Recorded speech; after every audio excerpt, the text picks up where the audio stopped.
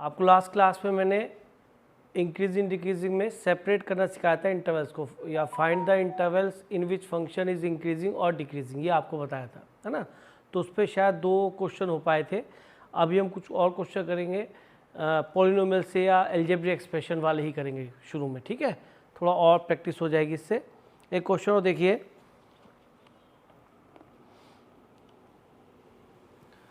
Question है बेटा NCERT का है और सीबीएसई में 2001 कंपार्टमेंट एंड 2011 में आया है बेटा। Find the intervals, find the intervals in which fx equal to x plus 1 whole cube and x minus 3 whole cube is increasing और डिक्रीजिंग।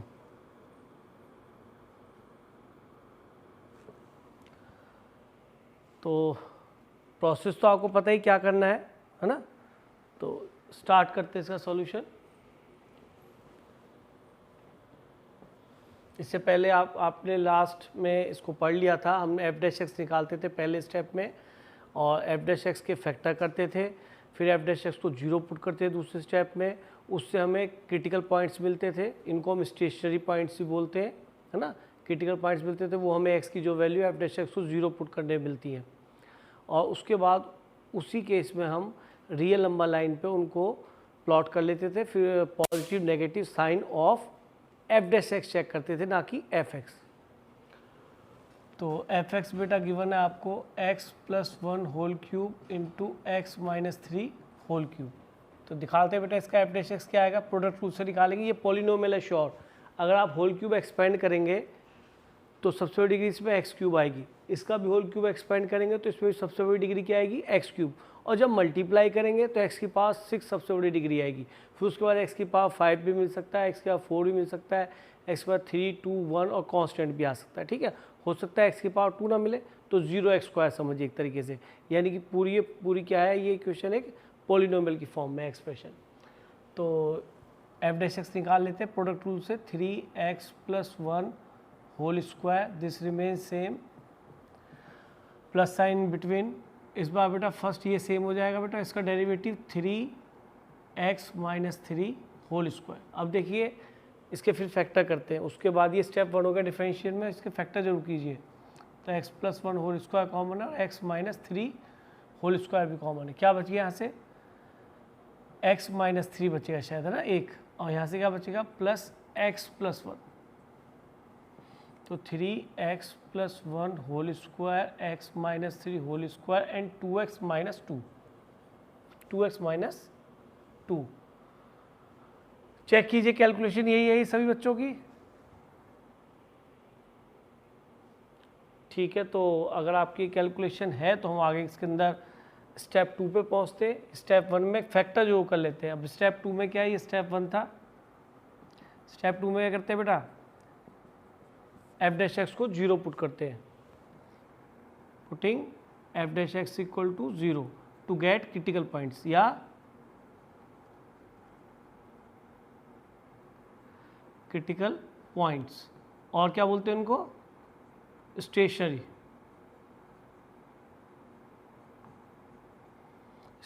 पॉइंट्स। ये ध्यान रखना स्टेशनरी पॉइंट्स में केवल F dash X equal to 0 आता है ना। और क्रिटिकल पॉइंट में 2 बातें आती हैं, बताई थी क्या, एक तो F dash X equal to 0 आता है और क्या आता है, F dash X not defined.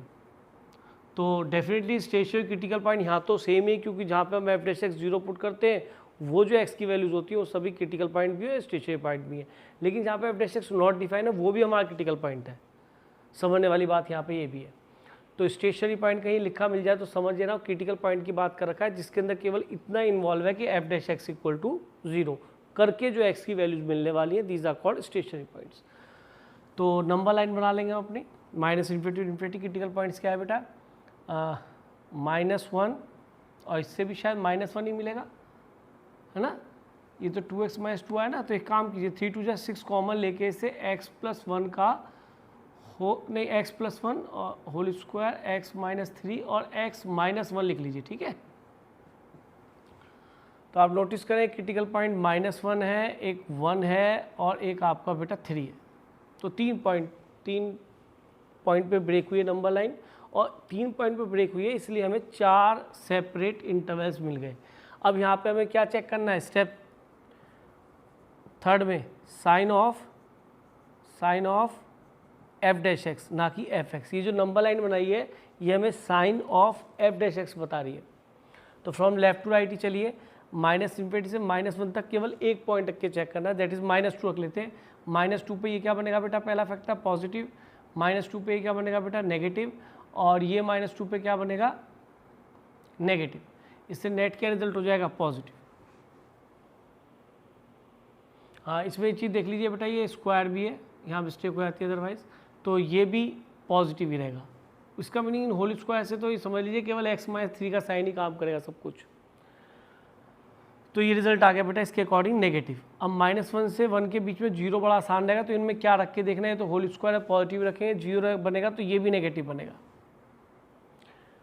एक चीज़ आपको बता दें, कभी भी आप साइन चेक कर रहे होंगे तो नॉर्मली ऐसा होता है पॉजिटिव नेगेटिव यानी कि ऑल्टरनेटिवली पॉजिटिव नेगेटिव साइन आते हैं। अगर कभी भी साइन चेक कर रहे हैं किसी भी चीज़ का, यहाँ मैं एफ डैश एक्स का साइन चेक कर रहे हैं, अगर नेगेटिव टू नेगेटिव या पॉजिटिव टू पॉजिटिव आ रहा है तो इसका मीनिंग वहाँ पे कहीं ना कहीं इवन डिग्री है, जो फैक्टर है उनकी इवन डिग्री है।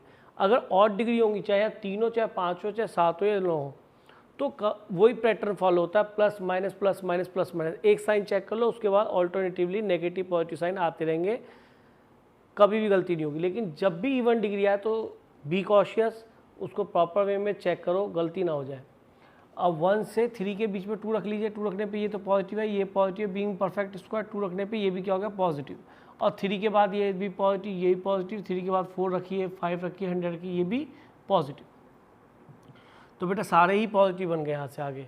तो कन्फर्म है कि ये फंक्शन यहाँ से लेके यहाँ तक यानी -∞ से लेकर और कहाँ तक बेटा -1 और यूनियन -1 to 1, ये एक्सक्लूडिंग है, यानी कि -1 और 1 इंक्लूड नहीं है।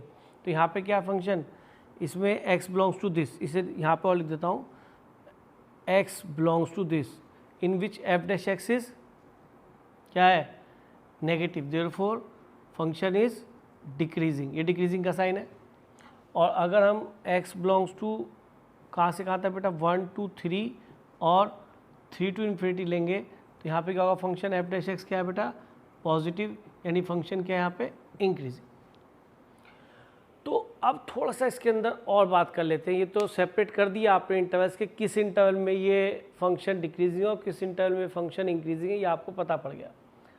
अब थोड़ा सा मैं आपको इसमें कुछ समझाता हूँ। ये तो हो गया बोर्ड का काम ख़त्म, ठीक। और बोर्ड में हमें ऐसे ही निकाल के आने हैं अगर वो हमसे क्या कहता है सेपरेट द इंटरवल्स। लेकिन यहाँ पे मैं आपसे थोड़ी सी और बात करना चाहूँगा, क्योंकि इंक्रीजिंग डिक्रीजिंग की बात हो रही है, तो इंक्रीजिंग डिक्रीजिंग में फंक्शन इंक्रीजिंग कब है ये बताना है। तो इंटरवल आपके निकल गए हैं, तो थोड़ा सा हम इसका ग्राफिकल रिप्रेजेंटेशन देख लेते हैं। पहले इसको जल्दी से नोट कर लीजिए। देखिए बेटा मैंने सब रब कर दिया, और आप देखिए मैंने इस नंबर लाइन पे ग्राफ बना देना है। आप पहले तो ये बताओ, इसके अंदर जब इसे मल्टीप्लाई करेंगे तो x की पावर 6 उसके बाद डिग्री कम होती जाएंगी, और जो भी आएगा एक पॉलिनोमियल आएगा। तो बेसिकली मुझे लीडिंग जो डिग्री है उसका कोफिशिएंट देखना है विच इज़ +1, है ना। तो इसका मीनिंग है कि +∞ पे आपको ये इन्फिनिटी ही देगा। ये केवल एल्जेब्रिक और पॉलिनोमियल के केसेस में बता रहा हूँ मैं आपको, किसी और में नहीं करना है, क्योंकि अगर पर चेक सब ऐसे भी होगा, लेकिन एल्जेब्रिक ट्रिग्नोमेट्री आएगी तो थोड़ा सा और सोचना पड़ सकता है। लेकिन यहाँ साफ है कि सारा एल्जेब्रिक है, तो +∞ पे ये यानी बहुत बड़ा नंबर रखेंगे तो इन्फिनिटी ही देगा पॉजिटिव, आगे वाले नंबर्स का कोई इंपॉर्टेंस नहीं होता, ये आपको बताया था मैंने। और -∞ पे भी ये आपको पॉजिटिव ही देगा, क्योंकि नेगेटिव नंबर का इस होल पावर 6 करेंगे तो इवन डिग्री है, तो वो आपको क्या दे देगा पॉजिटिव, और आगे पॉजिटिव साइन है ही तो रिमेन्स पॉजिटिव। अच्छा जी, अब सबसे बड़ा काम होता है हम सारे पॉइंट्स वैल्यू नहीं निकालते। मैंने आपको बताया था सिंपली क्रिटिकल पॉइंट्स वैल्यू निकालिए, अगर आपको शेप ही देखनी है कर्व की, बहुत टाइम लग जाएगा अदरवाइज। अब बताइए -1 पे y की फंक्शन, आप ये वाला कर्व ड्रॉ कर रहे हैं बेटा y इक्वल टू दिस, ना कि f डैश एक्स ड्रॉ कर रहे हैं। एक चीज़ तो ये भी ध्यान रखना, बच्चे f डैश एक्स में वैल्यू पुट करने लगते हैं। f डैश एक्स के लिए नंबर लाइन बनाई थी, उसके साइन चेक कर लिए, लेकिन मैं कर्व किसका बना रहा हूँ बेटा, y इक्वल टू दिस। हाँ जी बताइए, -1 पे इसकी वैल्यू क्या हो गई बेटा, 0, पहला कोऑर्डिनेट मिल गया। और यहाँ पर f डैश एक्स भी 0 है, ये हमें पता है, क्योंकि नंबर लाइन तो f डैश एक्स के लिए ये क्रिटिकल पॉइंट थे हमारे। हाँ जी, 1 पे इसकी वैल्यू क्या आएगी, 1 पे चेक करिए, f1 कितना मिलेगा, 2 मतलब 8 और 2 मतलब -1 यानी कि -8 है, ठीक है। 1 पे आ गई ये वैल्यू -8, करेक्ट है बेटा ये। 1 पे क्या आ गई बेटा ये -8, क्लियर है। 1 पे -8 ही आएगी ना। हाँ, तो इसीलिए मैं कह रहा हूँ कि थोड़ा सा ध्यान से देखें, अगर वैल्यूज हम गलत निकालेंगे तो कहीं आगे नहीं जाने के, सारे गड़बड़ हो जाएगी। दोबारा रख रहा हूँ, 1 की वैल्यू रखिए, 1 रखा तो कितना मिला ये 2, और 2 पे कितना मिला ये 8, और यहाँ 1 रखा तो ये भी 2 मिलेगा, लेकिन माइनस का 8 मिलेगा। तो f1 कितना आ जाएगा, 1 का मतलब y की value at x equal to 1, तो -64। कोई बात नहीं, मेरे हिसाब से तो -64 भी भैया यही है, क्योंकि मैं इतने बोर्ड पे इतना नीचे नहीं जा पाऊँगा, मैं स्केल से काम, प्रॉपर स्केल तो मैं ड्रॉ कर ही नहीं पाऊँगा। -64 यही है। ये मैं सोचा कि सर ये डिफरेंस 2 है, ये डिफरेंस 2 है, -64 ऐसे ही है भैया। जब इस -64 के रेफरेंस में कोई पॉइंट आएगा तब सोचूंगा ये -64 गलत है, अदरवाइज -64 बहुत है बढ़िया मेरे लिए। अब आ जाइए जी, 3 पे वैल्यू क्या मिल रही है, f(3) पे ये आपका 0 मिल रहा है, ये बढ़िया है, ये पॉइंट, ये 3 पॉइंट आए जी आपके। अच्छा, ये साफ है कि ये फंक्शन यहाँ से डिक्रीज होना चालू हुआ -∞ से 1 तक। बहुत ध्यान से देखिए, f dash x negative negative है, नेगेटिव है ना। अच्छा, तो अब ये देखिए कर्व कैसे आ रहा होगा, ये कर्व ऐसे आएगा और यहाँ पे f डैश एक्स 0 भी है, और फिर ये ऐसे टर्न करेगा, कॉन्केविटी चेंज करेगा। ये हॉरिजॉन्टल टेंजेंट है, मैंने आपको कई बार बताया हुआ है, ये एक दिन समझाया था। इससे हॉरिजॉन्टल टेंजेंट आती है कि अगर आप ये कॉर्ड लेते हैं और इस पॉइंट पे मूव करेंगे तो ये कॉर्ड ऐसे आएगी, लास्ट में ये यहाँ पे ऐसे आएगी, और जब यहाँ पे कॉर्ड लेंगे तो कॉर्ड जब इस कर्व के पास पॉइंट पाएगी तो ये ऐसे मूव करेगी, तो ये हॉरिजॉन्टल टेंजेंट बन जाएगी। टेंजेंट फॉर्मेशन मैंने आपको बताया था डिफरेंशिएबिलिटी में। तो मैंने तो फिर इससे पहले ही बताया था, डिफरेंशिएबिलिटी से पहले ही बताना चालू कर दिया था कि बेटा ये बात की चीज़ है, हमें समझना चाहिए कि ये जो शेप बनती है कॉनकेव डाउन से कॉनकेव अप बनाए या कॉनकेव अप से कॉनकेव डाउन बनाए, तो ये वाला केस हॉरिजॉन्टल टेंजेंट का होता है। तो यहाँ पे देखो दोनों बातें, फंक्शन का डेरिवेटिव नेगेटिव, यानी कर्व लेफ्ट टू राइट जब चलेगा तो डिक्रीज करेगा, ऊपर से नीचे आएगा, क्योंकि f डैश एक्स नेगेटिव है। लेकिन यहाँ f डैश एक्स 0 भी हुआ तो बच्चों मन में आता कि आगे पॉजिटिव होगा, नहीं ये तो फिर भी नेगेटिव ही रहा। तो इस पॉइंट पे -1 पे भी ये बेटा स्ट्रिक्टली डिक्रीजिंग है।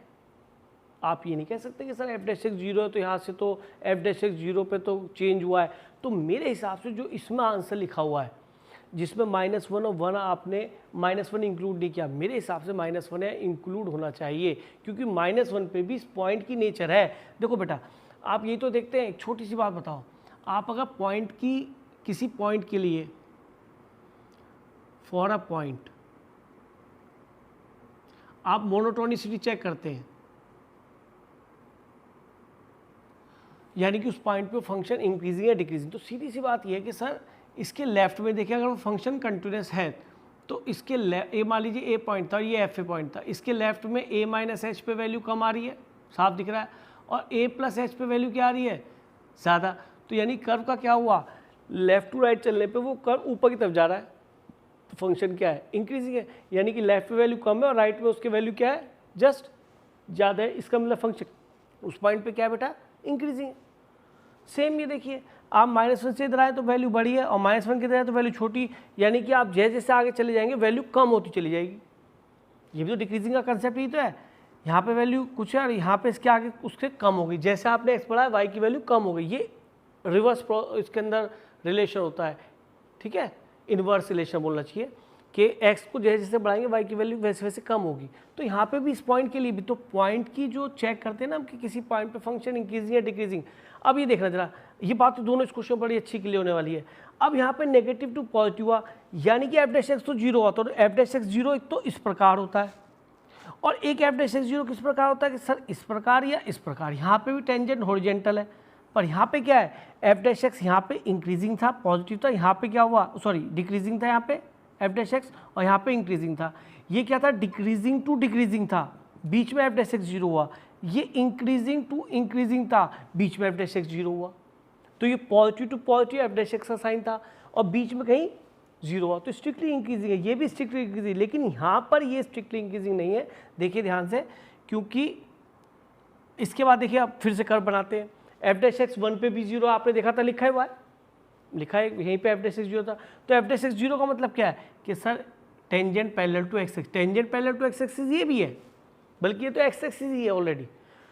तो स्लोप तो जीरो है, स्लोप इसका भी जीरो है, लेकिन इसका केस अलग है। इसका कर्व पहले डिक्रीजिंग था और अब उसके बाद क्या हो गया, इंक्रीजिंग। अब ये इंक्रीजिंग कहाँ है कि सर इन्फिनिटी तक। तो एक काम करो, बीच में 3 आ रहा है, F3 निकालो, F3 कितना है 0, कि सर आएगा 0, तो इसका मीनिंग ओहो ये फिर अब ये वाला केस बनेगा, ये इस तरीके से आ जाएगा कर्व। और 3 को थोड़ा आगे बना लेता हूँ बेटा मैं, और इसको भी थोड़ा और आगे कर लेते हैं। तो ये कर्व कुछ ऐसे आएगा यहाँ से और ऐसे हॉरिजॉन्टल बन के फिर ऐसे निकलेगा, यानी कि कौन सी वाली टेंजेंट बनेगी, जब कर्व टेंजेंट वो बनेगी जब कर्व टेंजेंट को क्रॉस कर देता है। ये टेंजेंट क्या बन रही है, जब कर्व टेंजेंट को क्रॉस नहीं करता, when curve does not cross the curve, है ना, लाइन को हॉरिजॉन्टल लाइन को वो क्रॉस नहीं करता। इसमें क्या है बेटा, हॉरिजॉन्टल लाइन को क्या कर रहा है, वो क्रॉस कर रहा है, यानी कॉन्केविटी चेंज हो रही है। तो इसके बाद ये कर्व, ये बेटा कॉन्केव डाउन था, फिर ये अप आएगा इस तरीके से हॉरिजॉन्टल। यहाँ पे भी dy बाई डी एक्स क्या है 0, लेकिन क्योंकि ये पॉजिटिव टू पॉजिटिव जा रहा है, इसका मीनिंग कर्व जो है हॉरिजॉन्टल लाइन को या टेंजेंट को क्रॉस करेगा। यहाँ पे क्या है, एफ डैश एक्स यहाँ नेगेटिव था, फिर एफ डैश एक्स यहाँ पॉजिटिव हो गया, बीच में 0 हुआ, जबकि इन केसेस में क्या है, नेगेटिव टू नेगेटिव रहा और बीच में 0 हुआ। यहाँ F dash X positive to positive रहा, बीच में 0 हुआ। तो ये वाली बेटा शेप आएगी। दूसरा एक चीज़ देखो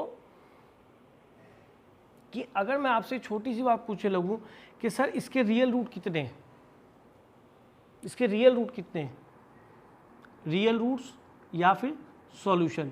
सॉल्यूशन मतलब है कि इसको अगर हम इक्वल टू 0 पुट करें, 0 पुट करने का मतलब क्या है, y की वैल्यू अगर हम 0 पुट करें, इससे कितने रूट दिख रहे हैं आपको रियल, कि सर एक तो -1 और 3, सर -1 और 3 आ रहे हैं। दूसरी बात मैंने आपको बताया था, ये ऑड टाइम्स रिपीट हो रहा है, ये भी ऑड टाइम्स। जब ऑड टाइम्स रूट रिपीट होता है तो इस टाइप की टेंजेंट्स आती हैं जिसमें कर्व टेंजेंट को क्रॉस कर जाता है, ठीक है।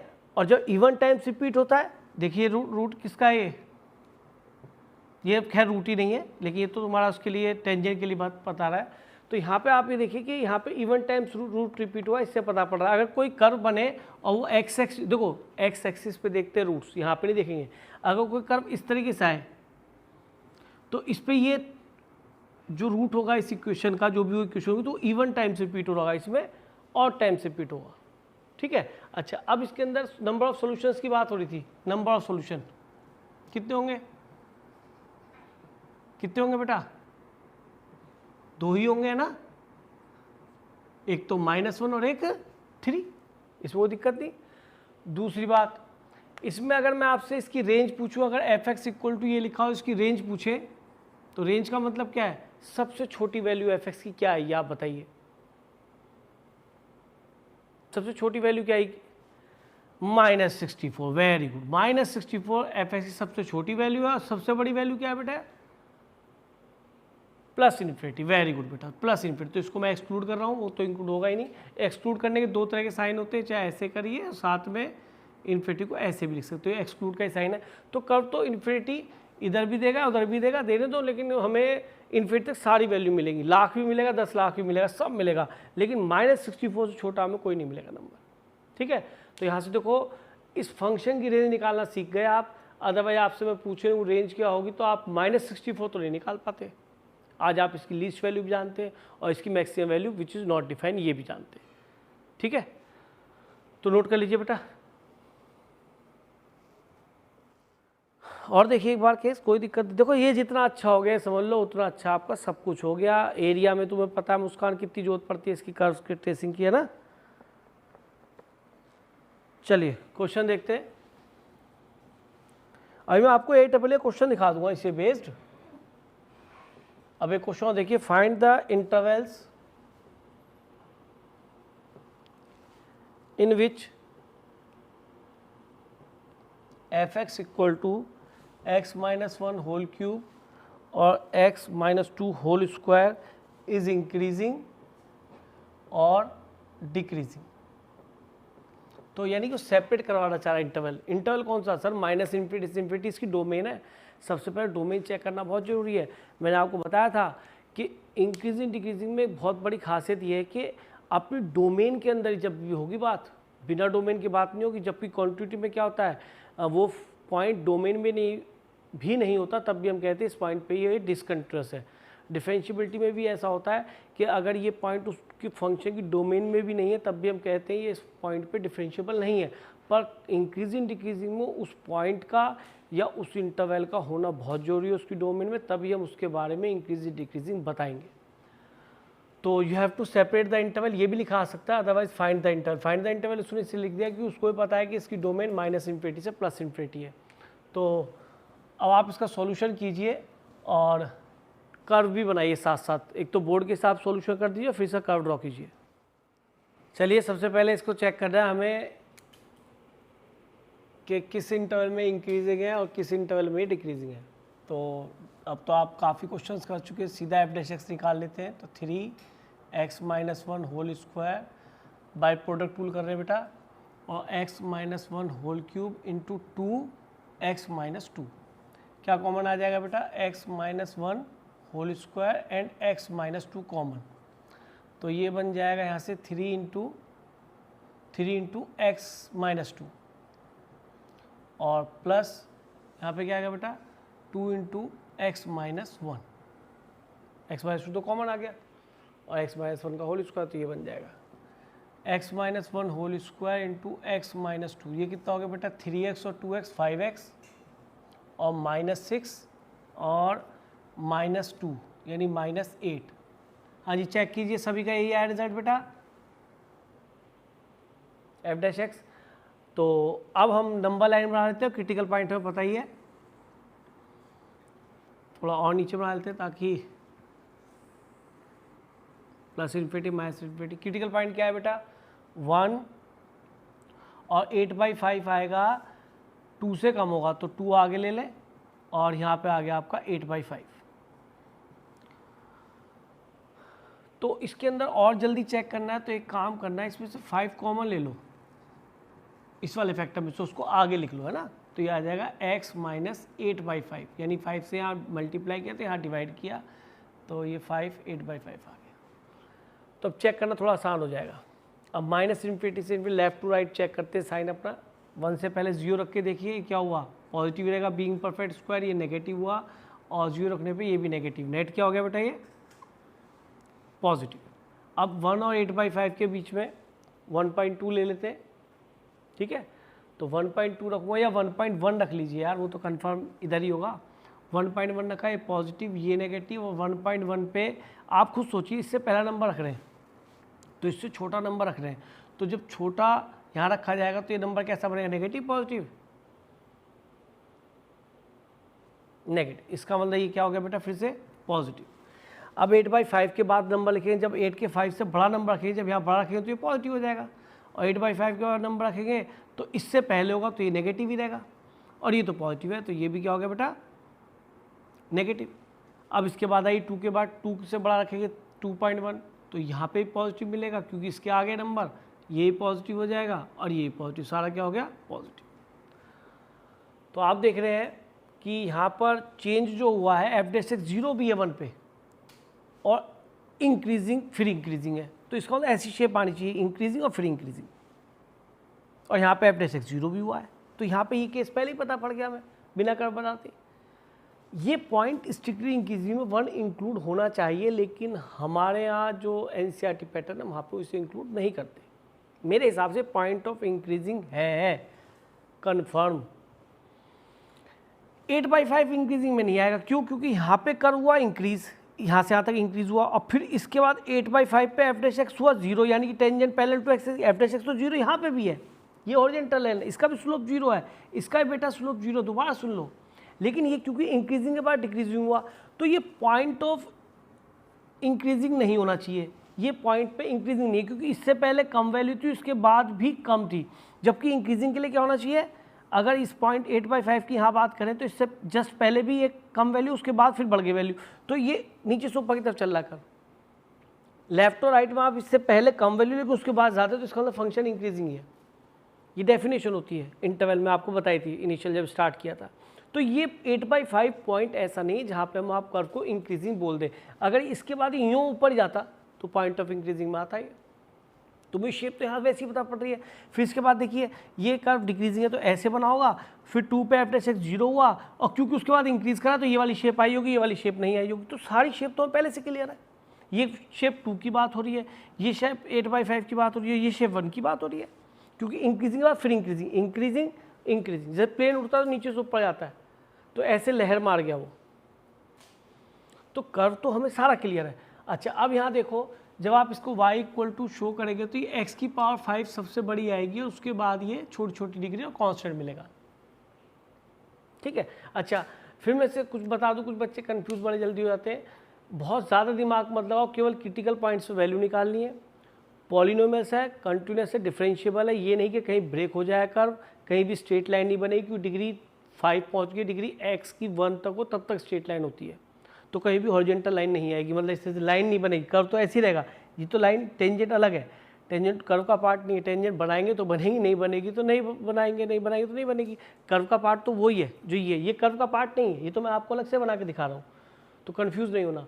तो ये प्लस इन्फिनिटी बेटा आपको प्लस इन्फिनिटी देगा, और माइनस इन्फिनिटी पे आपको ये माइनस इन्फिनिटी देने वाला कर्व, क्योंकि अगर माइनस का 10 कोड रखेंगे तो माइनस बाहर आ जाएगा और वैल्यू नेगेटिव हो जाएगी। तो हमें लीडिंग डिग्री से मतलब होता है, बाद की डिग्री में वैल्यूज मत सोचो, क्योंकि उनकी मुकाबले उनकी कुछ भी वैल्यू नहीं है x⁵ के आगे, ये मैंने आपको डिस्कस किया है। अब सीधा सा बताइए, 1 पे वैल्यू फंक्शन की y की वैल्यू 1 पे क्या आएगी बेटा? f1, साफ दिख रहा है 0, तो एक पॉइंट तो ये मिल गया। कितना आसान है 3 पॉइंट पे कर्व बनाना यार, और तो हमारी नॉलेज है 3 पॉइंट से आप कर्व बना रहे हैं, ये तो नोटिस करो यार। 8/5 पे बोलो y की वैल्यू क्या आएगी? 8/5 रखो भाई, ये कर्व बना रहे बेटा y = दिस, 8/5 रखिए, इसमें चेक कीजिए वैल्यू कितनी बनती है, फिर भी बता दीजिए कितना? 108/1875, इतनी बुरी? चलिए वाट एवर दिस इज, हम इसको इंक्लूड नहीं करते, बट ये कन्फर्म है कि वो नेगेटिव नहीं होगी, क्योंकि 8/5 रखेंगे तो 8/5 पे ये 1 से ग्रेटर 8/5, तो ये भी पॉजिटिव देगा, और 8/5 पे ये नेगेटिव बने तो उसका होल स्क्वायर है तो पॉजिटिव, तो नेट वैल्यू पॉजिटिव आएगी। लेकिन वो यही पता होना चाहिए कि बहुत ऊपर नहीं जा रही, बहुत छोटी वैल्यू, तो यहाँ पे कर्व यहाँ पे आ गया ये, क्योंकि कुछ तो में दिखाना है। अच्छा जी, और 2 पे वैल्यू देखिए, 2 पे 0 हो जाएगी। तो ये 3 पॉइंट हमारे आए, और तीनों पे मुझे शेप का क्लियर है, क्योंकि ये इंक्रीजिंग ही होगा, नीचे से ऊपर जाए कर्व, तो इस कर्व को ऐसे ही आना पड़ेगा आपको समझाने के लिए, क्योंकि ये तीनों केस जो बनाए ये भी बहुत जरूरी है समझने के लिए आपके। तो यहाँ पे ये 1 पे शेप इस तरह से बननी चाहिए, और इसके बाद ये कर्व उठा। अब तुम कहोगे सर नीचे लाना पड़ेगा, अरे मैं ऊपर पॉइंट लिया तो मेरे लिए कोई डर थोड़ना है, पॉजिटिव वैल्यू आएगी, कितनी आएगी इतना थोड़ा सोच सकता हूँ बार बार कर्व के लिए, मुझे तो मैनेज करना है। और उसके बाद 2 पे क्या है, 2 पे टच करके निकल जाए कर्व इस तरीके से, क्योंकि f डैश एक्स 0 और डिक्रीज, देखो बेटा ये इंक्रीज है, f डैश एक्स पॉजिटिव, ये भी पॉजिटिव, और फिर उसके बाद डिक्रीज है, f डैश एक्स नेगेटिव है, फिर उसके बाद फिर पॉजिटिव है, यहाँ पे f डैश एक्स 0 तो यहाँ पे टच कर रहा होगा। आप ये देखिए कि 2 पे रिपीटेड रूट 2 बार होगा, हाँ सर 2 बार है। 3 बार जब रिपीटेड रूट होता है तो 3 बार 1 पे है, तो वो इस तरह की, और बार रिपीट करता है तो कर्व की शेप ऐसी होती है, मैंने बताया था आपको। अगर आप 0 पुट करेंगे और कर्व की और टाइम्स रिपीट हुआ तो कर्व की शेप ये वाली आती है, कौन के अप कौन के डाउन बन के इंक्रीजिंग रहा। इसके बाद जब 2 बार रिपीट हुआ तो टच करके निकलता है इस तरीके से, 2 बार 4 बार 6 बार, तो इस टाइप का कर्व बनेगा ये। और अब अगर आपसे पूछा जाए कि सर इसके रियल रूट कितने, तो 1 और 1 2 यही होंगे, केवल 1 और 2, है ना। और इसमें आप देखिए कि 2 रूट तो ये कोइंसाइड कर गए, रिपीट हो गए, और 3 रूट ये रिपीट हो गए। जब 3 रूट रिपीट होते हैं ये शेप होती है, 2 रूट रिपीट होते हैं तो ये शेप होती है। और अगर हम इसकी रेंज की बात करें तो रेंज क्या आएगा बेटा, इसका रेंज आएगा, सबसे छोटी वैल्यू क्या है इस कर्व की, -∞, और सबसे बड़ी +∞। तो इसका अब ये नहीं है कि वो जिस तरह से आपने देखा उस तरह से बन जाएगी। तो एक बात तो कन्फर्म है, जब भी पॉलिनोमियल वाला क्वेश्चन बना, अगर डोमेन या रेंज निकालने के लिए, सॉरी डोमेन तो रियल नंबर ही होगा, तो आपके दिमाग में आता कैसा, ऑड डिग्री वाला क्वेश्चन बनेगा, इवन डिग्री वाला क्वेश्चन बनेगा, सोच के बताइए। जैसे इससे पहले वाला क्वेश्चन किया था, अब ये करा है, हमेशा इवन डिग्री वाला बनेगा, क्योंकि उसके अंदर जो मिनिमम वैल्यू होगी वो किसी टर्न पे आ रही होगी। जैसा कि इससे पिछले क्वेश्चन में आप ध्यान से देखिए, कर्व में पीछे जाके देखिए, पेज पलट के देखिए, उसके अंदर आपको दिखेगा कि वो इवन डिग्री कर्व में जो होता है, कर्व इस शेप में आएगा, वहाँ पे जहाँ उसका ये वाली शेप बन रही है, यहाँ पे उसकी मिनिमम वैल्यू मिलेगी, मैक्सिमम तो इन्फिनिटी मिलनी है। लेकिन जब भी odd degree highest leading degree odd होगी तो भैया +∞ वैल्यू ये हो जाएगी, -∞ ये हो जाएगी, तो क्या वैल्यू पता पड़ेगी, ठीक है। और इसमें भी वो ऐसे पूछ सकता है, उसका मन करने की बात है कि डोमेन को रिस्ट्रिक्ट कर दे कि भैया मैं तो डोमेन इसकी ले रहा हूँ 3 से लेकर, यहाँ पे वो कह दे axis from 3 to ∞, find range. तो अब कर्व में पता होना चाहिए कि इस डिपार्टमेंट में कर्व की नेचर कैसी है, इंक्रीजिंग है, डिक्रीजिंग है, या दोनों है। और हमें पता पड़ा 2 के बाद ये फंक्शन इंक्रीजिंग है, तो 3 यहाँ पे आ रहा होगा, 3 पे इसकी वैल्यू निकाल लो। 3 पे वैल्यू कितनी बनेगी बेटा y की, 3 - 1 होल क्यूब और 3 - 2 होल स्क्वायर, कितना हो गया बेटा, 2 का तो ये 8 हो गया और ये 1 हो गया, तो ये 8 इसकी वैल्यू सबसे छोटी आई। और क्योंकि कर्व इंक्रीजिंग है, सबसे बड़ी वैल्यू आपको इन्फिनिटी बनेगी, तो रेंज आ गया इसका 8 to ∞। ये बेटा क्वेश्चन पूछेगा ढंग। अब बच्चा तो सोच रहा ले अब इसकी रेंज कैसे निकालूं, x और दे दिया 2 से 3 to ∞। अब जिसको कर्व आता है वही तो निकालेगा, और सारे रियल रूट है इसके, एक भी इमेजिनरी 0 पुट करो, रिपीट करेंगे, बट है सारे रियल, एक भी इमेजिनरी नहीं है। चलो कोई बात नहीं, मिस्टेक देखो एक चीज़ बता रहा हूँ, श्रुति ने लिखा मिस्टेक हो गई, बहुत ही बढ़िया मिस्टेक हो गई, ये नहीं आप खाली ना बैठे, बस मैं ये कह रहा हूँ, मुझे इसमें आपका कमांड चाहिए। अब इसका आंसर अगर मैं पूछूं इंक्रीजिंग के लिए, तो चिराग अनम्यूट करना बेटा, चिराग अनम्यूट करो। हाँ भैया जरा थोड़ा तेज बोलो। इसका इंक्रीजिंग बताओ, यहाँ पे कहाँ दिख रहा है कर्व में, जरा बोल के बताओ, इंक्रीजिंग कहाँ पर है, -∞ से ले कहाँ तक, 8/5। 8/5 इंक्लूड नहीं होगा, क्योंकि इसके बाद कर्व गिरने लगा 8/5। 8/5 से पहले नीचे था, 8/5 के बाद भी नीचे आ गया, उठना चाहिए था। 8/5 से पहले अगर नीचे तो 8/5 के बाद उठना चाहिए था, तब उठता हुआ कर्व होता तो हम इंक्रीजिंग कहते, तो ये 8/5 इंक्लूड नहीं होना चाहिए। लेकिन अगर डिक्रीजिंग की बात करें तो कहाँ से कहाँ तक लोगे बेटा, 8/5 से लेके कहाँ तक, 2 एक्सक्लूड यूनियन 2 to, बस डिक्रीजिंग यहाँ है और कहाँ है, बस यही है। अब तो इसे तो ऐड करो, इसका इंक्रीजिंग ये भी तो ऐड होगा इंक्रीजिंग में, यूनियन 2 to क्या लोगे, इन्फिनिटी। 2 इंक्लूड नहीं करोगे, क्योंकि अगर 2 आप इंक्रीजिंग में इंक्लूड करते हो तो ध्यान रखिए कि इंक्रीजिंग की शेप नीचे से ऊपर चलती है, बस ये समझो। अगर आप 2 की बात कर रहे हैं तो ये दिमाग में लगाओ कि 2 पे इंक्रीजिंग कर्व अपने माइंड में बनाओ, ये मत सोचो कि टीचर ने पढ़ाया नहीं पढ़ाया, आप सोचो 2 पे कर्व बनाया इंक्रीजिंग, तो 2 के राइट में आगे इससे, और 2 से पहले कम होनी चाहिए, तो कम से ऊपर की तरफ। क्या ऐसा हो रहा है कि 2 के आगे तो आप ऊपर, लेकिन 2 के पीछे आप नीचे होने चाहिए थे ना, आप समझ रहे हो मेरी बात ही नहीं, इस तरीके से नीचे आनी चाहिए थी ना वैल्यू, वो तो आनी थी, यानी 2 पे इंक्रीजिंग नहीं है, 2 ऐसा पॉइंट ऑफ इंक्रीजिंग डिक्रीजिंग नहीं बनेगा। तो मैंने यहाँ पे जो आपको ये 1 इंक्लूड कर लिया है इसमें, तो बिल्कुल ठीक है, होना चाहिए श्योर, लेकिन 2 इंक्लूड नहीं होना चाहिए, ये बिल्कुल ठीक है। लेकिन वहाँ पे क्या होगा, मेरे हिसाब से 1 तो इंक्लूड फिर भी आप कर ही जाओ, क्योंकि पॉजिटिव है, कोई दिक्कत ही नहीं होगी। तो सेंस आपको क्लियर है बिल्कुल, और मैंने सारी शेप जो बनी उनको आपको शो भी करा है। चलिए अब थोड़ा सा और आगे देखते हैं।